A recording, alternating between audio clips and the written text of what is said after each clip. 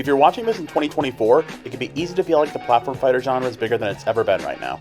Smash Ultimate still sees competitive play, Nick Brawl 2 is in the middle of its DLC cycle, Rivals 2 is on the way, Multiverses is finally back after over like a year of being gone, you get the idea.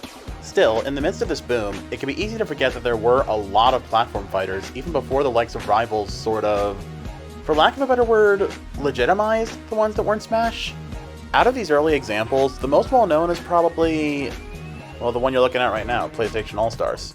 Now, you don't need me to tell you this is kind of a love it or hate it title, and I've got my share of criticisms of it, but I'm really fond of it. Probably my favorite platform fighter that isn't Smash. Now, this video isn't a general review of the game, so I'm not going to be talking about its pros and cons all too much. But one thing I have to give the game while we're on the subject is its strong sense of identity.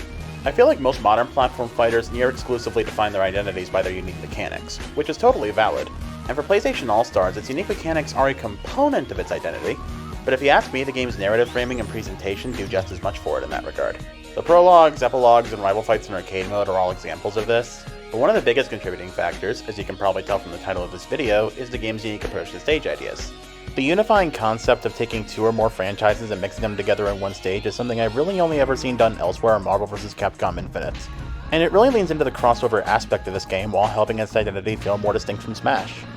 I don't see the stages in this game talked about all too often, so I'd like to give them some focus here. Now, there are multiple factors I'm going to be taking into account when ranking these stages. The biggest of those in no particular order being the hazards, the layouts, the music, and the mashups. With that being said, I won't be covering the rival stage, the boss stage, or any of the practice stages just because I really don't have anything to say about them. I do like the two small practice stages and the first medium one over the others, but that's about all I really could say. This means I'll be covering the main 14 stages from the base game plus the 2 DLC stages, which unfortunately means no cancelled stages. Also, since I don't have a capture card, the footage you'll be seeing comes mainly from Blue Deep Dive and Musician Nerd. So if you're looking for All-Stars content and somehow haven't seen their channels yet, go ahead and give them a watch. Alright, with all that squared away, let's get to our first stage.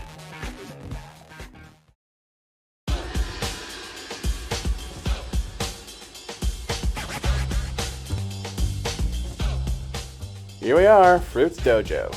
Uniquely, no matter which character or difficulty setting you pick, this is always the first stage in arcade mode. And as an introductory stage, I think it's great. The layout is a simple flat floor, plus 2 walls and a ceiling that go away shortly after the fight starts. The only hazard comes into play after the mashup kicks in, and it's heavily telegraphed. So it's a good place for newcomers to get a feel for things against a merciful CPU opponent. But these layouts do have some issues from a competitive standpoint. The ceiling does affect launcher combos, for better and for worse. Plus, anyone with a move that induces eject spiral can easily take advantage of the wall-less layout for some simple AP bursts and kill confirms. This might also be why you don't see the stage much in modern play, even though it was legal in the early meta. Still, for beginner players just going against the computer, none of this is an issue. In fact, I would argue that these aspects of the stage layout actually reward new players for figuring out the game's core mechanics and how to take advantage of them with their chosen character. As for the Killzone mashup, I'm not the biggest fan of it. I can't think of any thematic or metatextual connections between Parappa and Killzone. And in terms of tone, visuals, and music, you couldn't find a clash more, well, clashing. On the other hand, with this being the introductory stage, picking a clash this strong might have been the point, as if setting players up for the kind of wild and unexpected crossovers they can expect to see in future stages. Speaking of Parappa, I have to give the stage credit for all the characters and locales you can see in the background. I don't have that much experience with Parappa since I was more of an EsAnneKay kid back in the PS1 and PS2 days, but I imagine seeing all this was a real treat for the people that grew up with the first game.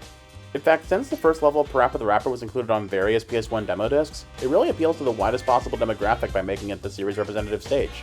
All in all, Dojo is a solid B-tier stage for me.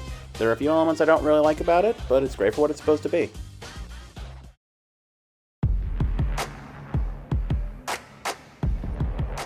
Next we have Invasion, blending Killzone, which we talked about earlier, with EsAnneKay, which I also mentioned earlier. Right off the bat, I love the mashup here. There's definitely a visual clash between these franchises, but their overarching stories each revolve around armed conflict between humans and a repressed but similar species using space-age sci-fi tech, so they're surprisingly similar on a thematic level. Once the mashup kicks in, the natural scenery, and even some unnatural elements like the crates completely change to reflect EsAnneKay's iconography. And considering that Spectre tries to go back in time in the first game to rewrite history with monkeys in control, I'd like to imagine that this is the result of him trying that same plan on Helghan and succeeding this time. Unfortunately, even though I love the concept for this stage, it kind of falls apart in its layout. The opening bit with the ISA ships might be fun, if not entirely illegal as a layout in a more traditional platform fighter, But in a game as combo heavy as PlayStation All-Stars, the constant bobbing up and down is basically guaranteed to mess up whatever you're doing. Not to mention that the wall-less aspect of it gives it a lot of the same issues I have with Dojo. Oh, and this layout is one of the few stages in the game to have a pitfall, which are always annoying since they just give your opponent a free combo or kill opportunity. And mind you, this is in a game in which almost every character has some fast, safe way to send an airborne opponent straight down. Then once you're off the ships, the main layout has its own issues.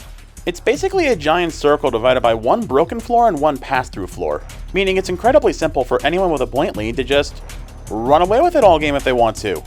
Also, this is more of a nitpick compared to everything else we just covered, but the soundtrack on this stage might just be my least favorite out of all of them. The EsAnneKay series easily has my favorite soundtrack in Sony's entire catalog, and this stage does not take advantage of it at all.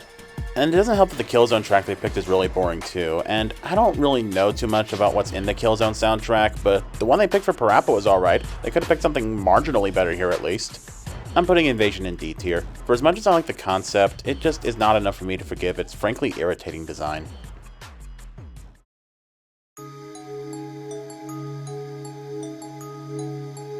On the subject of EsAnneKay, this is Time Station, which crosses over with, well, a lot actually.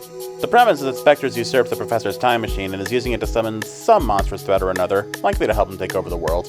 He tries the Lurker Shard from Jak and Daxter, the Harpies from God of War, the Sea Akina from Patapon, vehicles from both Twisted Metal and Warhawk, before finally settling on the Satan Chimera from Resistance 3, which is suddenly pulled back through time at the end, much to Spectre's chagrin. All of those, plus the little things, like the monkeys interacting with the summons, and Natalie and the Professor watching on in horror from the monitors. It all gives the stage a ton of personality. The thematic connections between EsAnneKay and these other franchises are basically non-existent, but it's in character enough for Spectre that I can let it slide. The layout is fine, I guess. It's a little odd both with and without the generators, but aside from the two top platforms giving characters with good air mobility a mild evasive advantage, and the ceiling messing up your launcher combos like in Dojo, there's nothing too obnoxious here. It's the hazards that are obnoxious. See, Spectre reverses gravity whenever he summons something, which is basically guaranteed to mess up whatever you're doing. There's also the acid spray once the mashup kicks in, and it doesn't give you a ton of time to react, but it doesn't cause any hit stun, and it just leads to a frankly negligible amount of AP loss. So I'm usually fine with just taking the hit if it means continuing to wail on the opponents. As for the music here, it's pretty good. Like I said earlier, the EsAnneKay series has my favorite library in Sony's entire catalog, and while the Time Station theme from the first game was never one of my favorites, that's mostly due to stiff competition. The song is great, and so is the sound-alike for it here. The Resistance piece isn't very interesting or memorable by comparison, but that still averages out to this stage having a decent soundtrack. Overall, B tier. My few gripes of this stage are outweighed by everything I love about it. I'm putting it slightly ahead of Dojo, but that's assuming the hazards are turned off.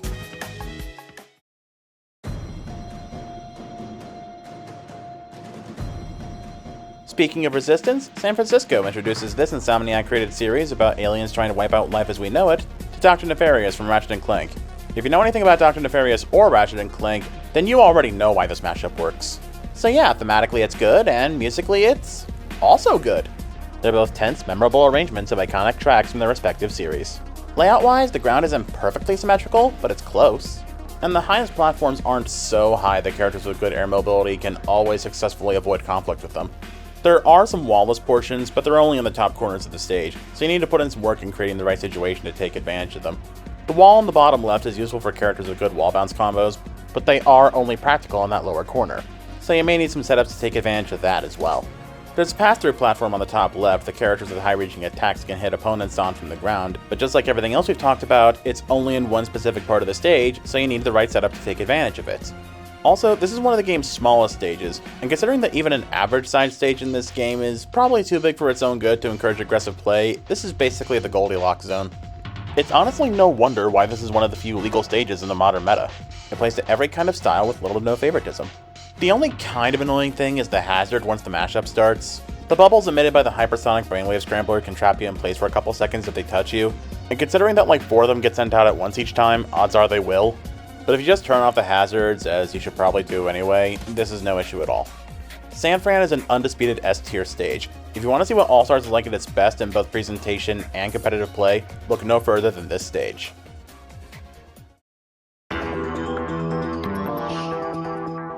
While San Francisco featured Dr. Nefarious as its central background character, Metropolis has Captain Quark, who is promptly attacked by a Hydra from God of War. Okay. Yeah, the stage isn't exactly as clear with the theming for its mashup as the other ones we've covered here. It starts raining, the background floods, the Hydra pops up and starts swiping at players. I'd say it's a bit clumsily handled, which kind of extends to the rest of the stage. You've got conveyor belts moving you back and forth, walls that pop in and out, a grater trap in the center, floating platforms that sometimes appear, platforms on the side that make you jump really high at other times, orb chests roll in for some reason, explosive crates also roll in for some reason, and I wouldn't be surprised if I'm forgetting something. This stage has a ton of different ideas that feel like they could each be interesting either on their own or paired with like one other idea here, but it feels like a real mess having it all in one stage. Still, surprisingly, buried beneath all these gimmicks, there is a stage that's not all that obnoxious. In fact, in the first few years of the game's life, the Hazards Off version was tournament legal, so that's pretty neat. The music's good too. The Metropolis theme and the MB Gens are both iconic, and Captain Quark is as charming as ever with his expressive animations and voice clips. There's even a nice little detail where when you die, a flying car will sometimes swoop by your respawn point and fly away as the animation starts. Kinda like it's dropping you off, and I don't think any other stage in the game has anything like this, so props for that. Even so, I feel like this is a C-tier stage. The mashup isn't very creative or interesting, and the layout is just a mess unless you turn hazards off, but everything else about it is good.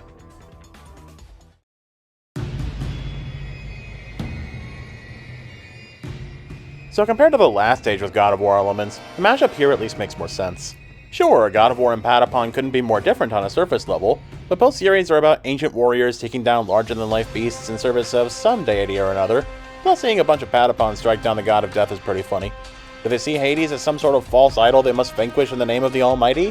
One can only wonder. Mashup aside, the layout's okay. Nothing really stand out, but nothing too obnoxious either. The hazards can kinda screw you over, but they're so heavily telegraphed that even in the middle of the battle, they're usually not too hard to dodge while still finishing whatever combo you're trying to do. The little pockets down on the left and right can be annoying depending on your opponent's wall combo and Oki's MA game, but they're little, off to the side, and below the platforms, so it's usually not too big a deal to avoid falling in. There's not much else to say about this stage, really. Music's okay, Hades has a cool laugh. Yeah, that's about it. Pretty good stage. A tier.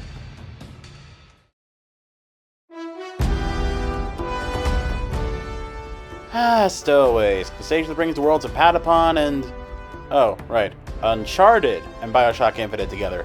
Sorry, I'm just so used to the secondary franchise of the previous stage being the primary franchise of the concurrent one that I slipped up and, you know what? Tangent over. Let's talk about this stage. Stowaways is based on a chapter in Uncharted 3 called Stowaway. Ah, I got it. It's pluralized because there's multiple fighters stowing away instead of just Drake. Clever. Just like in the game, the fight starts in a cargo hold that eventually opens out with stored trucks barely hanging on by their netting. But it diverges from the games a bit once the plane ascends to the same altitude as Columbia and gets caught in a dogfight between the Vox Populi and the Songbird. Surprisingly, I would not consider this one of the game's more random mashups. Both series share a historical fiction theme, and the settings share a sky/flying machine motif, so it works well enough in my opinion. The layout, however, is something I'm a bit less fond of. Stages in this game can often border on being too big for their own good, but the opening in the cargo hold has the opposite problem with being too cramped. If one of your opponents picks Kratos, God's help you, because he can damn near fill the entire vertical and horizontal space of that hold with just his square moves. Once the stage opens up, it's pretty big, and it's another stage that has a pitfall. Granted, it's off to the far right rather than the center, so it's not as annoying as Invasions, and it can be kinda difficult for opponents to take advantage of it even, but it's still pretty lame that it's there. On the upside, the soundtrack here is one of my favorites. Nate and Elizabeth's themes are both excellent here, but for as much as I like that and the mashup itself, the layout has too many problems for me to give the stage anything more than a low C in good conscience.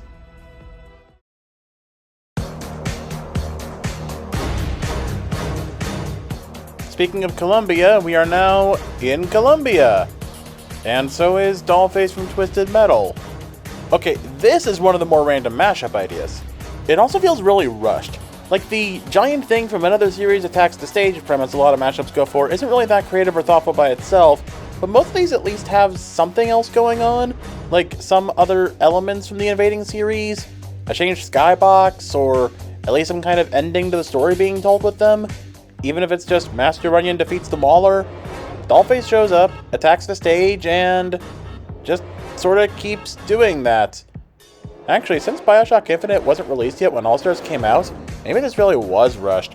Like they had to go with the first thing 2K would approve. Wouldn't surprise me, at least. Issues with the mashup and how it was executed aside, this stage is alright.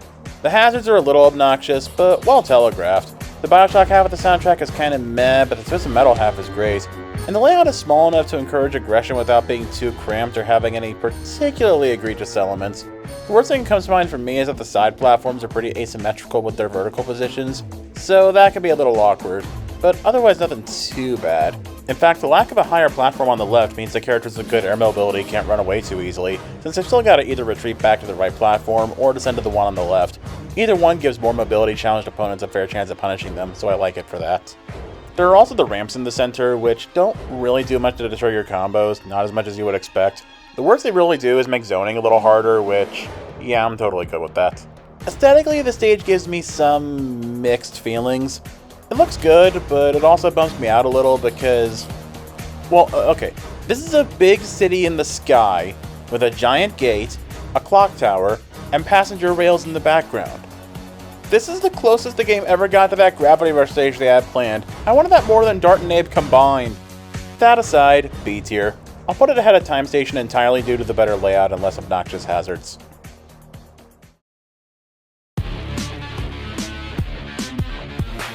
So, this is Black Rock Stadium, where the Twisted Metal contest is held.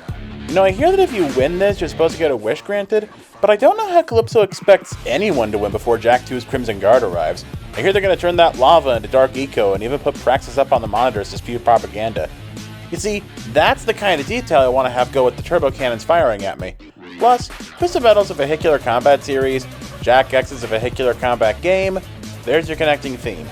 Alright, the mashup is good, and I like the music on this stage too, but as for the layout, it's a little weird. You can essentially boil it down to the top and bottom halves, where the top half really doesn't have anything special going on, but the bottom half has these rising and descending walls that can make the fighting area feel pretty cramped at times. It can also make avoiding the hazards more of a pain than it probably should be in some cases. I like that it encourages some aggression while still giving opportunities for zoners to do their thing once in a while at least. Still, when you factor out those walls, the stage is kind of big, so I can see why this isn't generally used in competitive play. I don't have much else to say, but low A tier. Gonna put it below Hades. Not a perfect stage, but a darn good one in my book.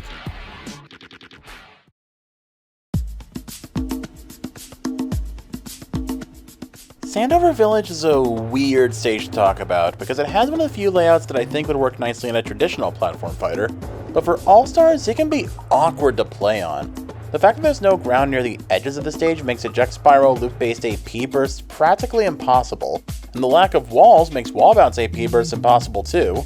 And yeah, I'll give the stage props for not really playing favorites with its playstyles, but by taking away possibilities to achieve this instead of just limiting them in fairly balanced ways like San Francisco, Sandover just feels pretty unrewarding to play on.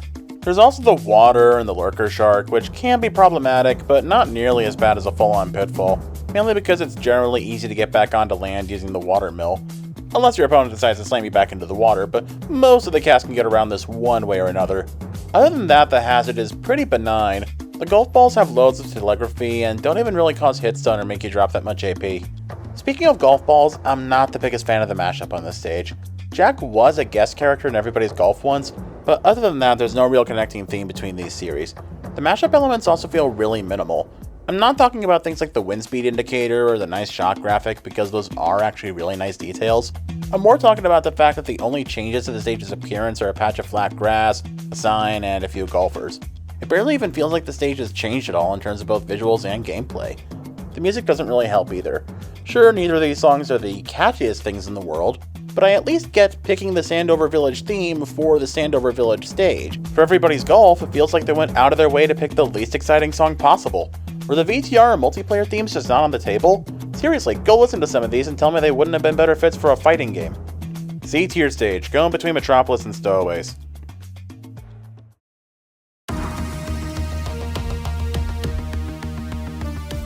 Well, here's a change of pace. We're climbing up Alden's tower, just like the good old days of Infamous 1. But we better be quick, or the feds from Sly Cooper might beat us to the top. Just like with San Francisco, the theming for this mashup should speak for itself. It's classic sucker punch. Interpol getting involved with the commotion on the tower also feels in line with the Infamous series, so the concept makes sense on that level too. Furthermore, I really like that they changed the skybox as the mashup kicks into full swing, because just having Carmelita fire at you from her helicopter would run into the problem Sandover, Columbia, and Dojo had with the mashup barely feeling like these worlds are even colliding.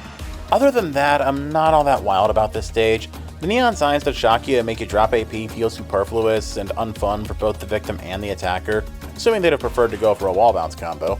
Having to climb up the first few phases really kills the momentum of battle throughout the first half or so of this fight, and the pitfall, while being tucked away to the side to a degree, is kind of over-centralizing.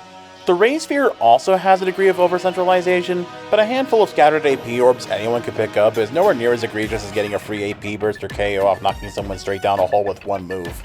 Other than that, I actually kind of like the layout, at least on the top floor of the tower. It's got that San Francisco thing going on where it has both walled and non-walled edges at different heights, and the platform distribution's not all that bad either in my opinion. The music's alright too. None of the music in the Infamous series really sticks out to me as being memorable, so they could have picked basically anything for that half of the soundtrack and I'd probably have the same general thoughts. But the slime music's got this nice, hectic, brassy sound to it that works really well.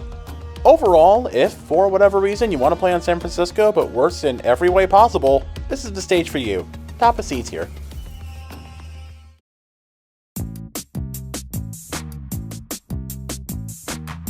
Alright, Paris. The last stage of the Sly Cooper element was actually rather clever about it, pretty metatextual, so what do we have this time? The Negativitron from Little Big Planet 2? What do Sly and Little... You know what, never mind. Okay, so the mashup doesn't make much sense, but is it fun?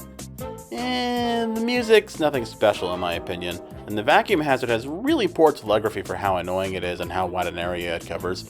I will at least give it credit for changing the background, and as for the fighting ground, I'll admit that I'm not really big on this layout. It's definitely one of the game's larger stages. I'm no more a fan of the electrical sign hazard here than I was on Alden's Tower, and while the 3 different platforms do at least somewhat help characters with poor air mobility keep up with air campers, that all goes out the window once the Negativitron eats all of said platforms. On a more positive note, the stage looks gorgeous.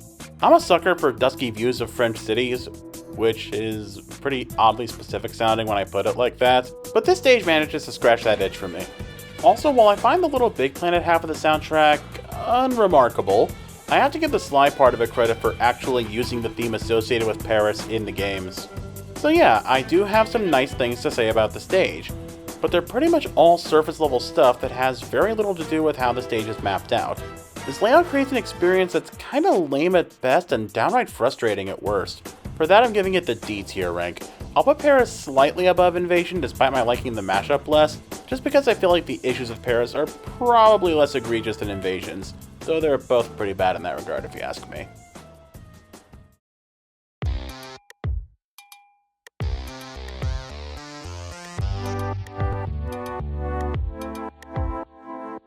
Alright, we're in Dreamscape, the Heart of Craft's world, so let's look at a mashup that's a little more creative than the last one. Like, I don't know, Buzz! I suppose these series do have a vague, overarching theme of brain power shared between them, but that almost sounds like a stretch now that I'm actually saying it.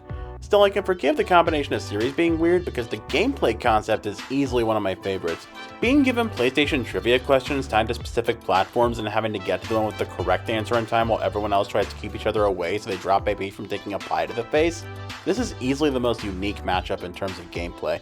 Plus, there are well over 100 possible questions, so I always look forward to coming here just to see which one I get this time. Sadly, I can't recall ever getting more than one question per match, and I'm not even sure it's possible, so it's not quite as lasting an experience as it probably should be.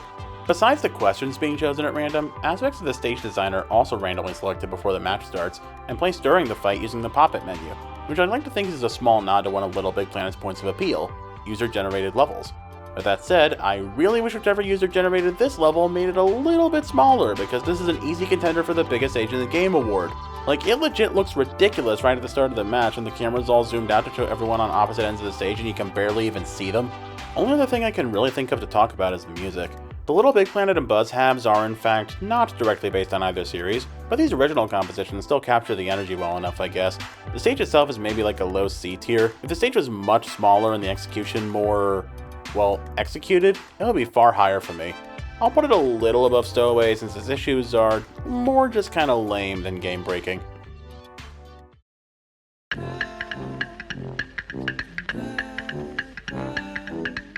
At last, we're at the end of the base game stages. This is Frania, combining the worlds of LocoRoco and Metal Gear Rising: Revengeance, of all things. So, starting with the positives, I like the concept of a rotating LocoRoco stage. It provides the opportunity for some standout visuals and stage design, and to their credit, it lives up to that potential on the visual front specifically, but I really dislike most of these layouts. The actual rotation between them I surprisingly don't mind all that much, but pretty much all of them either have obnoxious slopes that mess up your combos and cut your projectiles short, or they have water traps that characters like Kratos can make about as bad for you as regular pitfalls. As for the mashup, what do LocoRoco and Metal Gear have in common? There's no story element, no shared development history, no common theme, nothing like that I'm aware of. Also, it really just destroys the background to reveal a Metal Gear background behind it. I can appreciate that it's not just the ray like a couple other stages would settle for, and I like some of the audio and visual effects, like, the rising slash effect at the start and the exclamation points as the telegraphy for the hazard. The entire concept feels like it could have been practically anything. The music here is also a big letdown, because if there's one thing LocoRoco and Metal Gear Rising do have in common, it's that they both have extremely memorable and enjoyable music. The stage's soundtrack tries to go for the same vibe as certain tracks in these games, but unlike a few of the other stages where the sound-alikes do at least a pretty decent job of it while still being good tracks in their own right, the music in Frania is what I would use in a "we have LocoRoco song and Rules of Nature at home" meme. There are some of the only sound-alikes in the game that really make me wish I was just listening to the originals instead. I hate to say it, but Frania is an F-tier stage. The LocoRoco charm can only do so much to keep me from dreading having to play on this stage. I did not save the best for last whatsoever this time.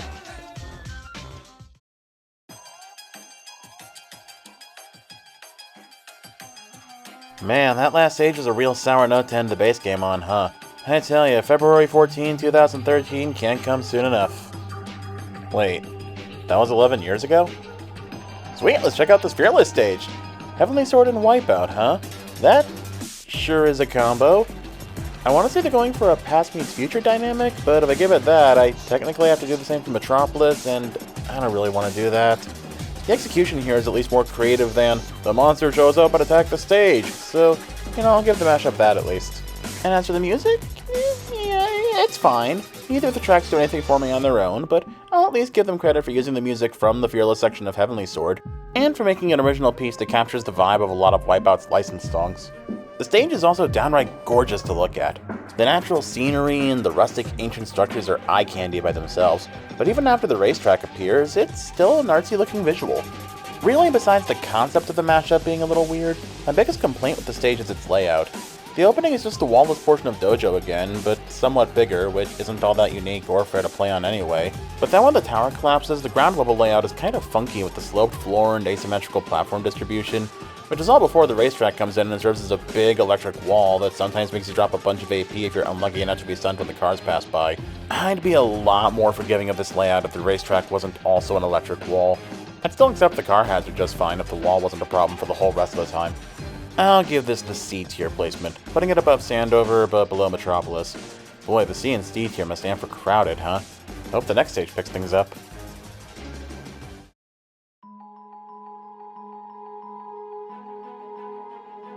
It's finally here, March 21, 2013, and... What do you mean that was also 11 years ago? Is there anything else this game got since then that I missed? Oh, I see. Well, I guess this is the last stage we can actually rank. The Graveyard, for the first time in a while, has a mashup I'd call highly sensible. Medieval and The Unfinished Swan each deal with themes of death, legacy, monarchy, and the secret incompetence of memorialized historical figures that allowed the current conflicts of their respective worlds to play out. I have no idea if the team took that into account when deciding on this mashup, but it worked out amazingly anyway. And heck, that's just the theming of the mashup. Musically, this is probably my favorite stage in the game, with the grand, rising orchestral build-up of the medieval section that does a great job capturing the feel of Bob and Barnes' musical stylings, and the fantastic arrangement of the Monument Falls that it expertly transitions into. In terms of layout, my only minor complaint is the ground being kinda sloped around the middle, but it's not even so drastic of a slope that it'll keep whatever you have planned from working in my experience. The mashup adds a platform on each side that for some reason count as hazards, but thankfully the stage doesn't feel the need to add any intrusive hazards before or after that point. I also have to give the mashup credit for its extensive implementation of the Unfinished Swan's iconography, including the flat white void of the garden that appears before the platforms are revealed by Monroe's brush, The titular swan flying around in the background, the king's statue, and the unfinished empire looming in the distance. In fact, even before the mashup, the stage has a commendable level of detail, not the least of which being the gargoyle who has enjoyably snide remarks aimed at about half the roster.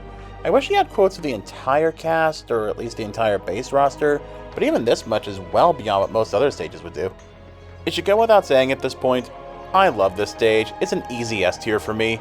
Objectively, it should go below San Francisco, just by virtue of its generally smarter layout, but I love playing on both. With that, the list is complete. I really wish I couldn't say that yet, due to the lack of a certain Gravity Rush and Journey stage we could have had if Sony just let the team cook for 2 more months. But it is what it is. Is what a quitter would say. That's right, you think I can't review a stage no one's ever publicly played based entirely on extrapolations from old developer Q&As from the game's Discord server? That, we're going the whole mile. Let's rock. It's time for the Gravity Rush Journey stage. Okay, so one dev said the stage was flipped upside down during the mashup, which I assume means you'd start fighting on the left-hand cloth bridge. If that's accurate, the fight would likely begin just next to the windows at the edge of the building to line up with where the bridge would appear on the Z-axis. This basically gives the Gravity Rush section another Dojo/Fearless layout, which is getting old, but once the mashup kicks in, the bridge and sand act as walls before the stage flips, at which point the building itself becomes a right-hand wall, while the leftmost side would seemingly be wall-less. This is a unique layout that both eject spiral fans and wall bounce enjoyers can utilize with the right positioning. Visually, the stage is great, and as for the games themselves, they share themes of death and rebirth, as well as elements like conwaying, settings based around tall, mysterious locations, and game progression being rewarded with boosted air mobility. As for the music, I assume it'd be good? Gravity Rush and Journey have incredible soundtracks, and while Journey's is kinda low energy, pieces like the Road of Trials and Apotheosis could at least inspire some good original music. Heck, even if the Gravity Rush portion had to use a sound-alike, it could still turn out well, much like the Infinite Skies team did in PlayStation All-Stars Island. You know, that Coke-themed mobile game that only released in Europe and that you forgot about until I just mentioned it. That one. I'll put this hypothetical implementation of the stage's known concepts at the top of A tier, only being held back by an unoriginal opening layout. I'm so glad we definitely for real got this stage, you guys. Okay, we are actually for real done, so let's recap.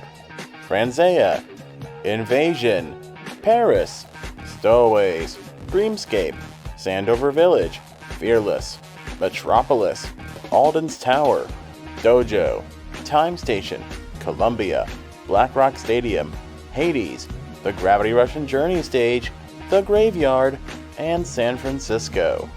All in all, despite how critical I might have sounded throughout the majority of this video, I like most of these stages. Sure, I have multiple issues with most of them, but even the weaker ones at least have a concept, layout, or area of presentation that I like. It says a lot when I can earnestly gush about Time Station only for it to miss out on the top 5, and when the one F-tier stage can still get a gold star for its visuals. Also, while I thought some mashups were less sensible than others, I greatly respect that there are mashups at all. It's one thing to come up with a good stage idea that effectively represents one series, and another to think about how to mix elements of a completely different series into that stage in an appropriate, cohesive way. I'm sure this took way more work than most fighting game stages demand, even without accounting for how Herculean a task it must have been to get all the brand managers to sign off on them. Crossovers like Marvel vs. Capcom Infinite and Nickelodeon All-Star Brawl were notoriously sandbagged by brand restrictions, and PlayStation All-Stars didn't exactly get off easy itself when it came to licensing, which makes these mashups all the more impressive to me. Love them or hate them, they contribute a lot to its unique identity. But that's just the opinion of one weirdo on the internet. Let me know down in the comments what you think of some of these stages. Leave a like on the video if you liked it, dislike if you didn't, and subscribe if you want to see more videos similar to this in the future. And have a great day.